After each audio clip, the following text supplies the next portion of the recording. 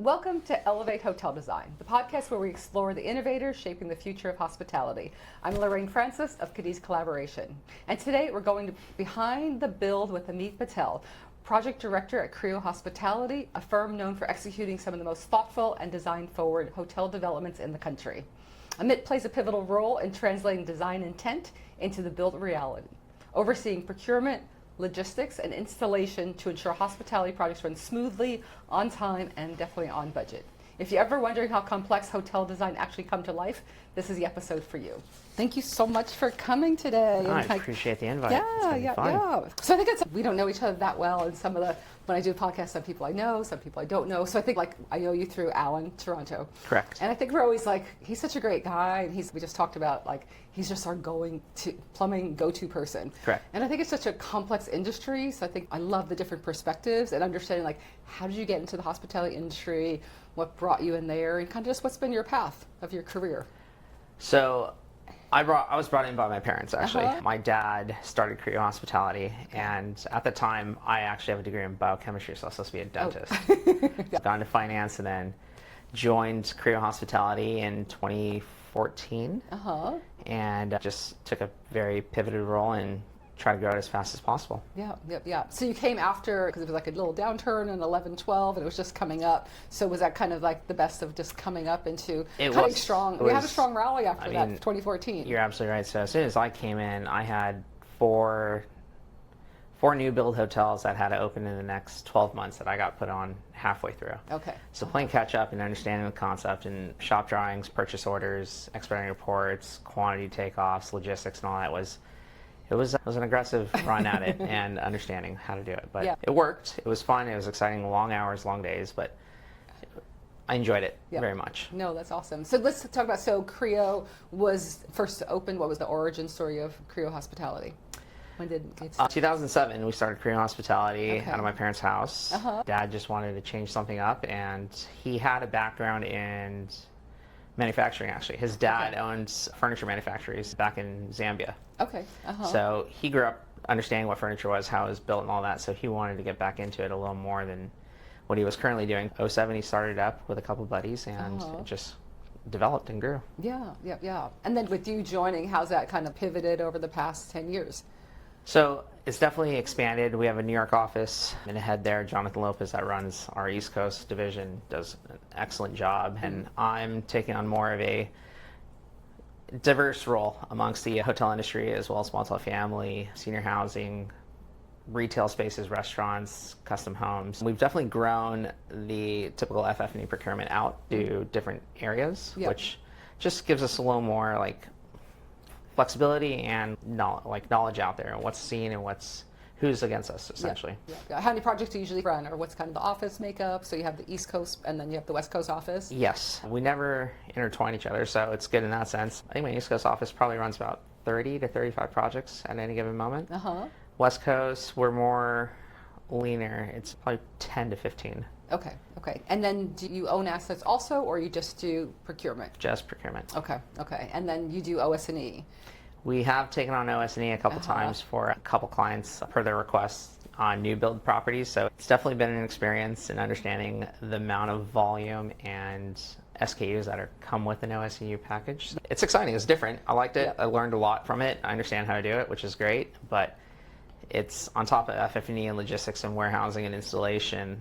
It definitely puts another project in your court, right? Yeah. So it's a lot. Yeah, no, it's a lot. So I think I'm going to reel it back. So a little bit why I started the podcast was about telling the enormous teams and people that it takes to just get one hotel built. Yep. And I think just all the people who are part of that during different processes, and that it's not like a HGTV building a house in a weekend or renovation, and it really does takes commitment, and it takes teamwork, and it takes collaboration.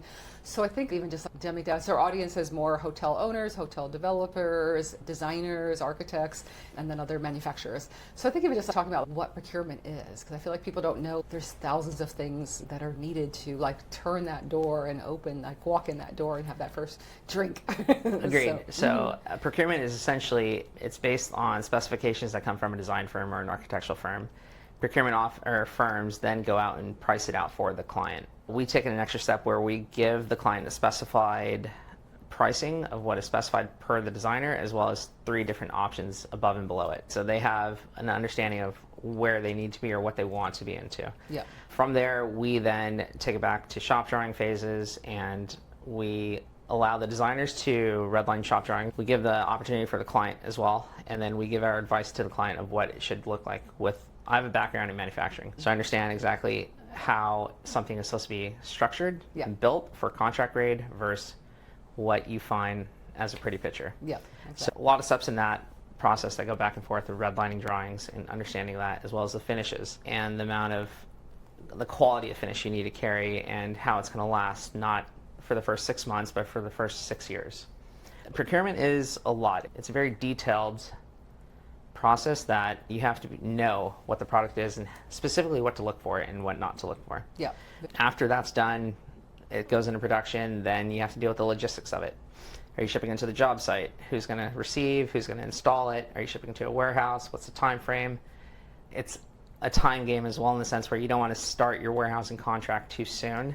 Exactly. To burn money on that side. So how do you slow the process down, or how do you speed it up, depending on the construction schedule? A lot of factors and variables that come into play. Yep, yeah. And I think it really also that whole team approach, because it really takes a really great team. Yeah. And then how do you, because I feel like sometimes our client might pick a new procurement company, and we're like, what? Because we worked for the past 2 years with whoever the manufacturer is, and then we're like worried they're going to throw them out and replace them with someone else. Replace them with someone else. And it really is such a big commitment from us to have as a designer to work with the manufacturer and build that trust and get those samples, whatever we needed to get approved, and then have it wiped out or have moved to another company. But I think it really takes that dance of, oh, you're picking this company because they're good at this, and then it's for the designer to be like, oh, okay, maybe that makes sense now.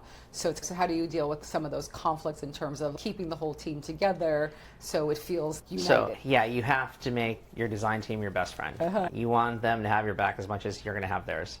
So you want to be on a good relationship with them, constantly call them, keep them up to date, ask them questions. Just the more information and knowledge that both sides have, the better everyone's going to succeed. Yeah. You can't hold something and not tell the other one, right? Because the final product shows up, you're going to have a conflict right there. Yeah. Building a team, I love to take my design team out, my architectural team out, get to know who they are, understand what projects they're working on outside of the current one, to see how you can actually blend it and make things work, and how to support them on something else or vice versa. Yeah. No, I think for us it's also really great when we have repeat clients. To me, we've done a lot of stuff with Stratus, we've done a lot of stuff with Pacifica, and it's to be there for the hotel, and you know what's on the CapEx next year, and then you look at that a year in advance, so it's being able to understand that, so you really become a partner with them and almost become like their in-house design director in a way. Right. So we really create that synergy, because you're dealing with the engineering and the general manager and then the ownership and then the management company. It's so many different people that have different agendas for different things they're working on. Yeah. So that It's a kind of juggle. synergy, and having procurement on there to be part of that, to get that done, is really essential. Yeah. I agree. So what kind of with the blend of, so what percentage of your stuff is like hospitality versus senior living or multifamily? Sounds like you had a big run on multifamily. We did. We have been doing a lot of multifamily, which is great. Hotel industry, hospitality side, we're probably still on the West Coast at least 65%, and then everything else is split out, variation depending on the time frame and timelines. But majority of it right now is in hotel. Yeah. Okay. And Good. the East Coast is completely hospitality and hotel grade. Okay.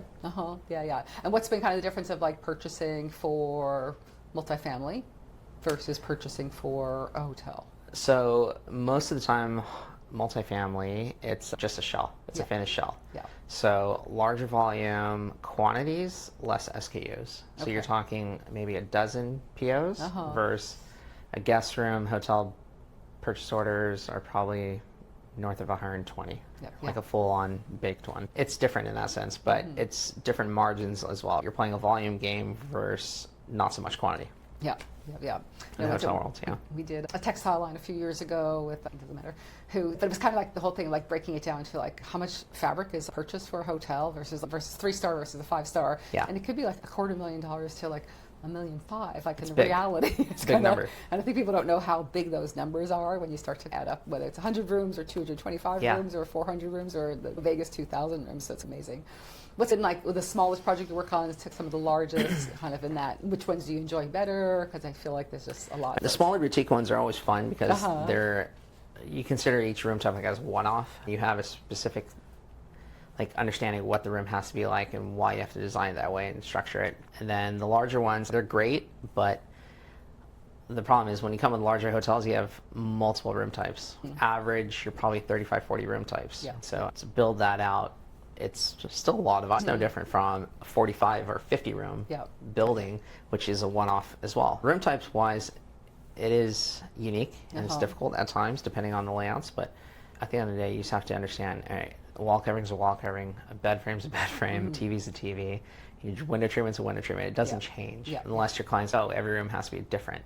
Then it's a very unique project. Yeah. I know. I feel like even though we work on some 125, 225, I feel like we always have a ton of room types. We're actually at Marina Del Rey today measuring, and it's really there's 33 room types. Yeah. And it's 286 rooms, whatever it is. It's wild. It's just crazy. Like how many, we got to flip this, we got to flap that. Yeah. Just because an air duct or a shaft or something. Exactly. So to me, it's always, we're known for having really great specifications, because I feel like we get a lot of comments on our specifications are pretty good, so I don't want to say they're perfect.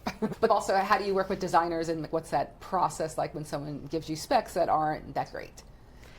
We help and advise. Our designers are like part of my team. I want to support them as much as possible and teach them like the ins and outs of how to look at shop drawings, what you should add to it, what you should not have there, what details you want to carry.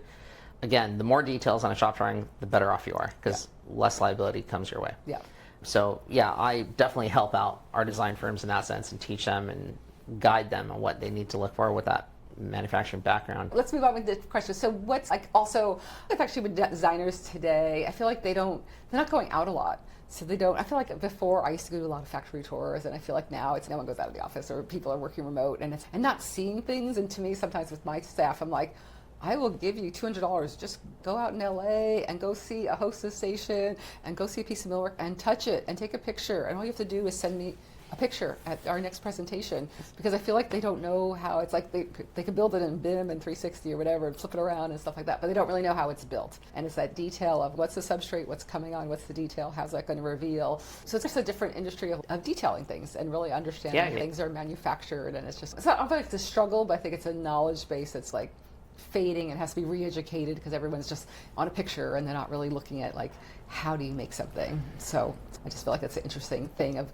just how are you balancing that out? Are you seeing a difference in specifications you got from 10 years ago to now, or not really? No, not at all, honestly. I hate to say it, COVID definitely messed it up in that scenario where designers aren't able to get with manufacturers and get creative, but you're also seeing it at the shows. Nothing in design is changing, unfortunately. The last 3-4 years, I've been to the show, I'm like, I'm ready to like place orders. I'm like, guys, I'm not excited behind this. It's something that definitely needs to change. Manufacturers got to make the first step, start inviting designers back out and just getting a one-on-one basis with them and build a team around it and a product line that can actually be enhanced past your brand standards. It needs to happen. Because right now we're designing and developing, and there's 6 hotels in renovation, and I'm not excited with the case good lines that we're seeing or anything that is like a wow factor that my client's looking for, unfortunately. So you got to get creative somehow, and it's going to be tough.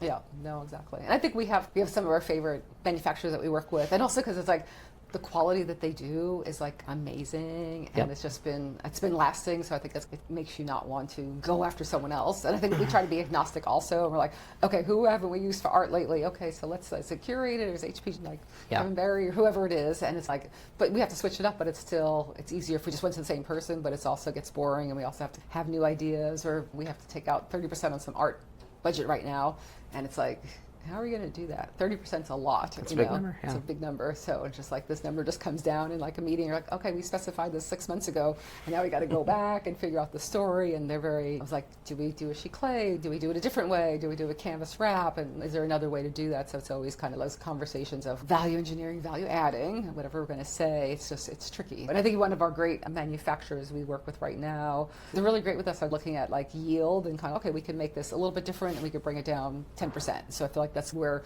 we're trying to partner with the right manufacturers to deliver that to our client. So do you feel like you do that all the time? And I have maybe a handful of go-to vendors that I probably call once a week.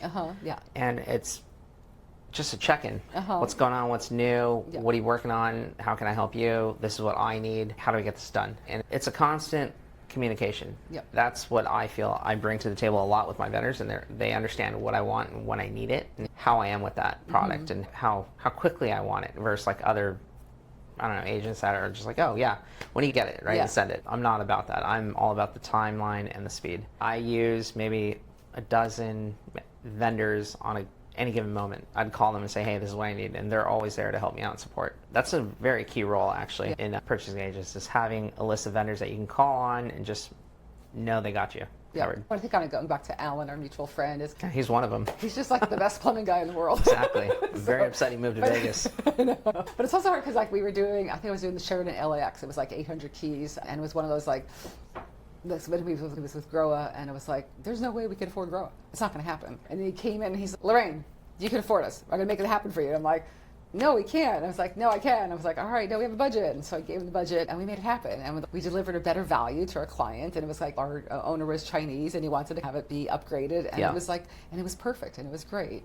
And then we just used him for a different project. Then we had a value engineer, but we still put like the touches where it needed to be. So we got to get an upgraded fixture for like our sink and some other stuff. And we took a little bit of a cut on a toilet, but it still made it fine. And it was like, it just saved us money. And it was really, but those partners are like, they're just like so cherished because it really makes our job easier. And we're delivering better value, which is so key to the guest experience. So we're doing our jobs. Agreed. Yeah, and I think you also, I think we met through Kip, because also Kip's another one like that, and he does, it's plumbing again, but it's the shower doors and all that stuff, that getting that right value. It's good. Exactly. He's very good at that product line. Yeah. Are there any guys, so with actually even things changing with tariffs and stuff like that, what's going on in your world and the tariff world, and how does that news get delivered? It's a fun roller coaster. Yeah. The news comes in different ways. The vendor is either telling me, or the client's yelling at me about it and saying, where are we at with this? And we have to get creative now, right? China, Vietnam is always a great option. Quality in China, it's unreal. Like, you cannot beat it yet. There's no one in the world that can touch that, unfortunately, for their price point.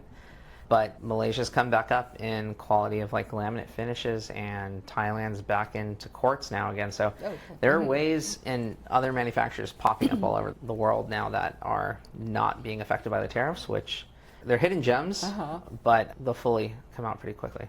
Once one or two projects come out. Yeah, because even I remember, I don't know, like, when did Vietnam get like busier? 5 years ago or so? Yeah, a lot of retail companies got wind of this effect and shifts probably about 5-6 years ago, and moved majority of their plants from China to Vietnam. And it was under the radar. No one knew. I was such in resistance. I was like, they're not going to dry the wood as good, and they're not going to do this, and it's going to be an issue. And then I think I had to fly there in 2019 to go inspect something, and it was like, it was stellar. It was beautiful. Yeah, the factory was clean. A couple good factories that are just phenomenal out in Vietnam right now. Yeah, no, they're doing really well, and they're packed. Yeah, exactly. Which is great. So people are still purchasing, which is good. Yeah, no, it's a good thing. It's a good thing. How are you? So I think the biggest thing, I feel like you giant spreadsheet. Like everything's on a giant spreadsheet. So how do you like track everything with everything? Because I know I get my reports weekly, or it's kind of, am I on the list of things I have to do, or if that's, who's got to do something? It's like, as long as I don't see Cadiz, I'm good. So I used to have one where I'd have one for active projects per project, and then a full-on CapEx list, which was anywhere north of like 500 lines. And then I couldn't keep up, honestly, because I was, at one point, we were doing 9 hotels opening in 1 year. So it was insanely busy. And then to give reports and update and deal with the logistics, I was like, I'm burnt. I got to figure out another source. I outsourced all my reporting to a company out in Indonesia. So beauty is time zones. They're working while I'm sleeping. I love that part. And she is on top of all my Excel reports. I probably get 300 to 400 emails sent out from her every morning to all the vendors, asking for updates daily. And she just logs it and is done for the day. It's great. That's awesome. It's one of the best things I've ever done. When did you shift it over like that? Probably about 5 years ago, 6 years ago. And it's been the best. You started playing golf then? No, I've always played golf. Golf is, you got to play golf, right? Like, you can't stop. But no, it wasn't because of that. But it just allowed me to take on new roles. We grew into logistics and warehousing and FF&E installation, and then building our GC relationships and CM relationships to support them. It freed up a lot of time for me. Got you. So you do logistics, We do. Okay, and then you do warehousing also. If client requests it. Okay. So how's that? Because I feel like we're also doing this, like the Marriott in Anaheim, and I feel like our warehousing in is like $1 million. It's like crazy. No, the number's the number. The problem is we found out the hard way when the GC owns the warehousing contract and they install, they hold you hostage. Yeah. Unless you pay them, they're not installing anything, and then you're stuck. Yeah. So clients like, we got to break it up. So I'm like, all right, cool. I'll take on warehousing, keep the install under the GC scope of work and umbrella. Okay. And it just worked out. So whenever it shut up, he had to install it. Yeah. Okay, so you're sourcing the warehousing separately, and then you're billing. Correct. That We separately. third party it out. Okay. Through one of our go-to vendors. Okay. Yeah. Because sometimes we, like, even when we're doing our budgets, we're 15% or 12%, whatever it is for like warehouse installation. It's just a tricky number because you still don't know what it is. We have a client who is, I don't know, it's like $148,000 for freight, and they were complaining about it, and we brought it down to 80, and they still want it less, and I'm like, I don't know what to do. It's freight, and it changes sometimes it changes every day, sometimes it changes every week. It's like the stock market. Yeah, exactly. Daily. Exactly. But it's hard to even like budget that number, so we try to put the best number out there that we can. It's not an easy one to figure out and to talk about. Like selling a client on it, it's very difficult. Yeah. Because no one truly knows where it lands. Yeah. Unfortunately. And the beauty is with procurement companies, you can limit how much time you're wasting in the warehouse and storing it. Because that monthly storage charge, it's a high volume depending on where the warehouse is. I think also something with hospitality, which is different, and then other fields is more, I think when a contractor comes on board, they want to purchase all the tile, and they want to purchase all the carpet, and they want to purchase all the plumbing, and then they give some other thing like, oh, it's not going to be warranty if you buy it through a procurement company. And we're like, yes, it is. So it's just kind of like this false thing, or they don't want to give you the proper takeoff. It's not false. Yeah. They can't warranty they can't warranty the product. They can only warranty the installation. So that's owner furnished, contractor installed. Yeah. So we brought that into the Thompson Denver Hotel in downtown. Probably like 2018 we started that concept, and it was a big impact. We probably shaved off about $8 million off the GC's budget. Yeah. It definitely, if it's a large enough scale, makes sense to go that route and to pre-negotiate a rate for the GC on, hey, this is the concept, this is what we're going to do. Here's your flat fee, move on. You carry install and warranty behind it, and that's it. A lot of new clients and developers are understanding that and seeing, based on that scale, if it makes sense to them, and it's been a big savings across the board. Yeah, no, I feel like for our clients it's been incredible, and I think it's just that whole thing of that,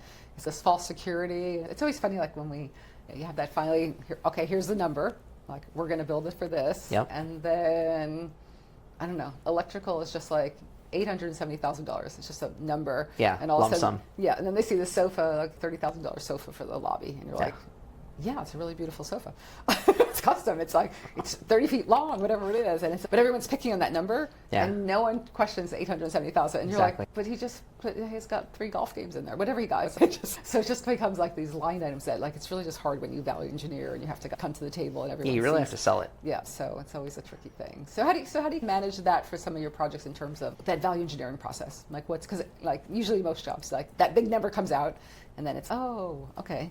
So FF&E is $1 million, whatever that is. Yeah, and you spent, call it, I don't know, $100,000 on a conference table or some nonsense. Yeah. You really don't. It's part of the package. That's the design. If you don't like that, you have to VE it. And if you come up with a VE option, great. But the intent and hope is your designer's got your back to push it over the finish line in that sense and sell it to the client. Because a procurement company is not meant to do that. We're here to supply what you've specified and want in the building. Explaining how we hit like a $30,000 sofa on a line item, it's just, that's what cost is. If you go out right now and look at the cost per linear foot for a banquette, it's gone up 3 times since 2015. So it's like, why is that? Nothing changed. Material's still the same inside, but that's just the cost of labor, materials, and everything that's gone up. Most clients understand that. They're seeing that across the board, right? They look at all their other numbers and budgets, and more than likely they're over on labor costs. It's just a big number that's very unpredictable. No, exactly. And it's limited now, right? The amount of vendors out there and the amount of team that they carry, it's smaller. It's not what it used to be. I think clients do understand. They like to question it and challenge it and see if they could save a couple bucks, which is fine, but it's just a conversation you have to have. And sometimes that process of saving is the amount of times it takes to do new drawings and specify it and get issue it out and whatever is like they're steps and time and everything adds up quickly. I think we had some success story recently. It was a reception desk and had this back feature wall, and it came in from the millwork package at like $250,000 or whatever it was, and then we wind up flipping it into the FF&E budget and kind of did it as case goods, and it was like, I don't know, it was 80,000. So it was a giant savings. Like I don't always do that because it's feeling like, oh, it's custom, it's not going to be able to do that. We have some lighting in it and stuff like that. You don't knock a case good vendor. Yeah, they have every capability, right?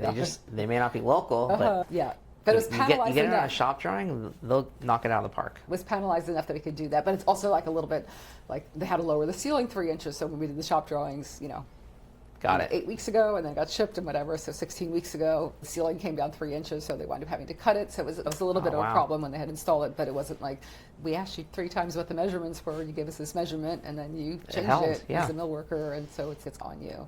So it's kind of those are just like struggles that you don't think about. You think, oh, it's going to be smooth, and you're like, 4 inches is like not good. Yeah. I know that concept very well. So what actually for right now, what are some great projects you're working on, or what does success mean for you? So what's like successful story or successful project or successful story? I got a couple, but my go-to is Thompson, Denver. I love the city. This project took, from when I first got brought on, probably 5 years to finish out and close, to cutting the ribbon and actually celebrating in the property. But it was fun to understand because it was the first time we brought on the OFCI concept. Understanding budgets, and I'm talking budgets from construction, dirt to wood to steel to can lights to electrical, and seeing if we can actually help the client in any ways above and beyond what typical OFCI would be. But it was fun and a good experience to understand all that, and then bringing on to the OS&E that we had to supply and support the team with, and then the logistics. It was in the middle of COVID. We shipped stuff via ocean to truck it up, but then winter hit, so we had to train it. Things got stuck on trains in the rail system for months, and we couldn't move it. And it was definitely a fun experience and challenge, but a lot of blood and sweat in that one. But it's still probably one of my best properties I've ever built. Is it right downtown? Downtown, 16th and Market. Okay, no, I haven't been there yet. I'm going to go see that one. Gotta go check it out. That's a good property. I like the Thompson Hotel. They're quite beautiful. And then when it's a nightmare, not to name names or whatever, but what goes wrong for you? What's a challenging situation? When it's a nightmare, it all falls apart. It's just, it's a snowball effect. Everyone just comes after you for it. And it could be the smallest thing where your container doesn't get off the boat in time because it's such a tight window, and you're screwed because your installers are there, your GC's breathing down your back, your client's pissed at you. So there's been plenty of scenarios where that's come into play like that. Yeah, it's been wild in that sense. No, exactly. We actually had this. So the reception desk I talked about was going to be millwork, and that was coming, but it was actually 2 separate pieces, and it had this glass piece, and then the hotel concept is like a Rancho Modern, so we had hay.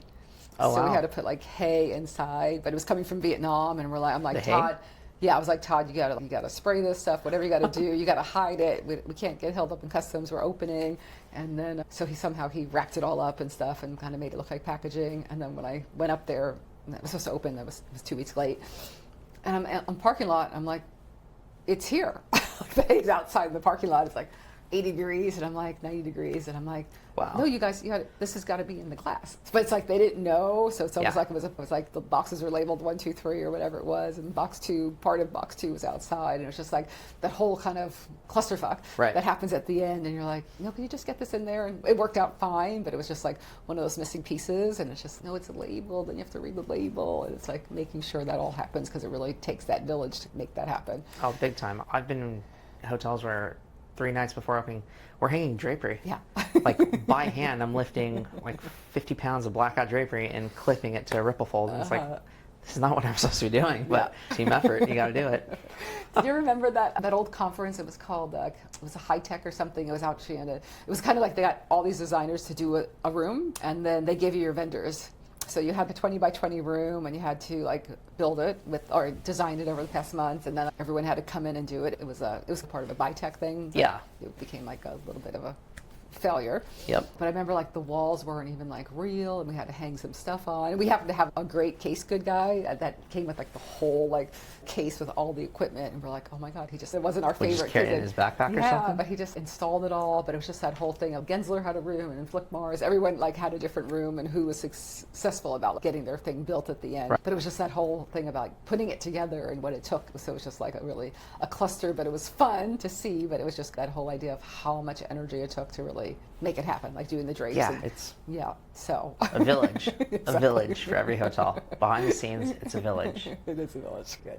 Let's go through lightning round. What's your favorite hotel that you stayed at? Personally, or been on project-wise? No, that you love to vacation in, to be in. Could be your own or could be a different one. Well, tough question. Yeah, There's it depends like ones. what the mood is also. So as you're going for a fun day. Yeah, vacation-wise, I've done Amman, Giri, and Greece. Okay. Great, beautiful property. Yeah. What was special about it? What was that whole? We had a lot of family. We were celebrating an event, and it was just great memories. Yeah. The other one, Four Seasons Maui. It's my go-to. Four Seasons where? Maui. Maui. Okay. Love that property. So just kind of, what kind of takes you away there? Is it just the setting that it's in, or it's just that it's? Yeah, it's just a zen. Having breakfast right on the pool front, and then overlooking the beach and hearing the waves crash. It's my go-to. I can literally often do you zone go? out everything. That's good. I try to go once a year. That's awesome. That's cool. Good. And then like favorite tools or software you use daily? I'm big on, I just converted it over to Mac. Okay. So my biggest thing is Oh, yeah. being able to communicate via text, WhatsApp, email, and just merge it all together. Yeah. It's Jealous. so convenient. Learning it was a hurdle, Yeah. but it's probably the best tool I've Okay. got. I use Excel sheets and we use all kinds of other programs and stuff like that, but just the basics of Yeah. communication Yeah. is key for me. Yeah, I think I better hold out on that because of AutoCAD and BIM. It's just it was always like tricky. They have it. I know, but it was tricky doing it on Mac at the beginning, so it just kind of was a holdout thing. Yeah. Where are you using? What are you seeing with AI right now for your kind of industry and kind of tools and like reporting and stuff? I don't care for it, honestly. Okay. I might be old school or just not understanding it enough, but Yeah. I believe in actual people communicating and understanding because AI it's good, it's quick, Yeah. but it doesn't always catch everything. Yeah. Our business is all about details. Yeah. They can't read a shop drawing. It's all about communication. If you miss something in an AI conversation, it can mess up your entire product Yeah. and Yeah. your scope of work or your deadline or something like that. I don't use it at all. Yeah. Okay. I think we're going to test it out to modeling it to bring in a set of FF&E documents and our specs and to actually try with the count. Okay. Because I feel like sometimes when you're counting, like Yeah. it's 69 one day and then it's 70 and then it's 68 I mean, and you're you just gotta like, go oh old my school. God, do we have Blueprints out, left, 1, 2, 3, what stack and everything. That's the legit way to do that. Exactly. But sometimes the numbers are still off. So I'm actually going to test us to see, all right, let's just have it double check us to see if it comes verify up the it same. and max it, yeah. So we're trying to figure out what's the best way to do, if we do it sheet by sheet or what's going to happen. So we're doing a lot of exploration right now with AI. Got it. Yeah. So it's interesting. So, Cool. But actually I heard about, maybe it's from Dan. He was working with a company who's a manufacturer and they have an AI platform that could bring a PIP in and create a set of documents. I'm like, huh? What? They bring in a PIP to create the docs behind it. Yeah. So the manufacturer would actually manufacture the furniture. Yeah. But they would do the presentation for the PIP based on the brand. Based on the manufacturer's product. Yeah. But it was like It's marketing. But it was like the whole PIP. There's so many different things besides like case goods and a PIP. So it was just like that they were going to do the whole presentation also. So I haven't seen the example, but my son works for Starwood Capital. Okay. So he's on finance. He's an analyst over there. So he Nice. just opened the one hotel and then Treehouse. But I think kind of him. Treehouse in NorCal? Yeah. It opened? Yeah. So Oh, yeah, good. Yeah. So I got one. I do manufacture some rugs out of Rhode Island. So I got one rug for that project. Cool. I was just trying to be in all the guest rooms, but it's been a little side gig that I've been doing of just It's a kind of unique like, property. Huh? It's a unique property. Yeah. So I had some issues at the end, but they got it open. Yep. And then they did the one actually over in Honolulu. Okay. Yeah, so it was good. So just so he's getting introduced to some different things. So it's That's great. It's kind of nice to talk shop with your kid a little bit. Little It's bit, like yeah. a little bit interesting. So he's giving me some technology. But I was kind of just curious, like where else AI can help us or support us in our business and seeing what they can do. And sometimes it's always like, what's the mundane task that it can help us with? So is it counting? Just to double check that work. But sometimes that old school is just like checking it off is like a key.